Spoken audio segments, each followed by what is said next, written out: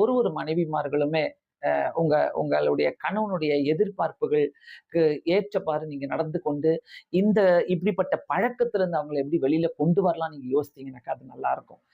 கண்டிப்பா இது பிரயோஜனமாக இருக்கும் என்று நானு நம்புறேன். ஏன்னா கர்த்தர் முன்னாடி வைங்க. எல்லாத்துக்கும் மேலாக கர்த்தர் முன்னாடி இருக்கணும். இயேசு அந்த குடும்பத்துல இருக்கிறாருனாக்கா, அந்த குடும்பம் சூப்பரா வளரும்.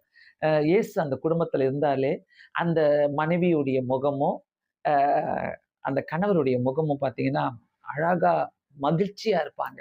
பிள்ளைகளுடைய முகமும் மகிழ்ச்சியா இருக்கும்.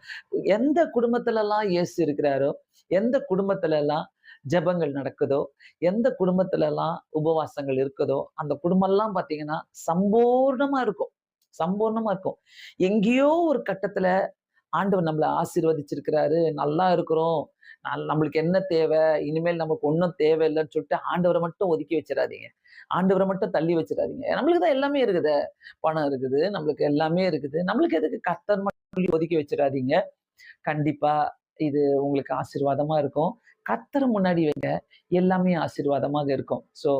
கணவன்மார்களுடைய எதிர்பார்ப்புகள் இன்னைக்கு ஒரு சுருக்கமான முறையில நம்ம பார்த்தாலும், இந்த குடும்பங்களுக்கு எல்லாமே அற்பு ஆசி அ இது ஆசீர்வாதமாக இருக்கும் என்பதை நான் விசுவாசிக்கிறேன். கண்கள மூடி நாம் ஜெபிக்கலாம். பரலோக பிதாவே, உம்மை ஸ்தோத்திரிக்கிறோம் ஆண்டவரே. இயேசு சுவாமி, இந்த நாளிலே அப்பா ஆண்டவரே ஒரு குடும்பம் அமைவதற்கு, ஒரு குடும்பம் நல்லா இருப்பதற்கு, ஆண்டவரே மனைவியும், கணவனும் ஆண்டவரே தாங்கள் என்ன செய்ய வேண்டும்? எப்படிலாம் எதிர்பார்க்கிறார்கள் என்பதை நாம் ஆண்டவரே இந்த நாளிலே நாங்க பார்த்ததுக்காக நன்றி செலுத்துகிறோம். ஆண்டவரே மனைவிமார்களுக்கும் நல்ல ஞானத்த குடுங்க. கணவன்மார்களுக்கும் நல்ல ஞானத்த குடுங்க. எப்படியெல்லாம் குடும்பத்த சந்தோஷமா, சமாதானமா நடத்த முடியும் என்பதை அவங்களுக்கு நீரே உணர்த்தி காட்ட வேண்டுமாய் ஜெபிக்கிறோம் ஆண்டவரே. குடும்பத்த நல்லா நீர் குடுத்த ஒரு கிஃப்ட் ஆண்டவரே குடும்பம். அதை இழந்து விடாதபடி காத்துக்கொள்ளுங்க. அவங்களுக்கு குடுத்திருக்கிற பிள்ளைகள இழந்து விடாதபடி காத்துக்கொள்ளுங்க இயேசு சுவாமி. உம்முடைய கரங்களிலே எல்லாவற்றையும் கொடுக்கிறோம்.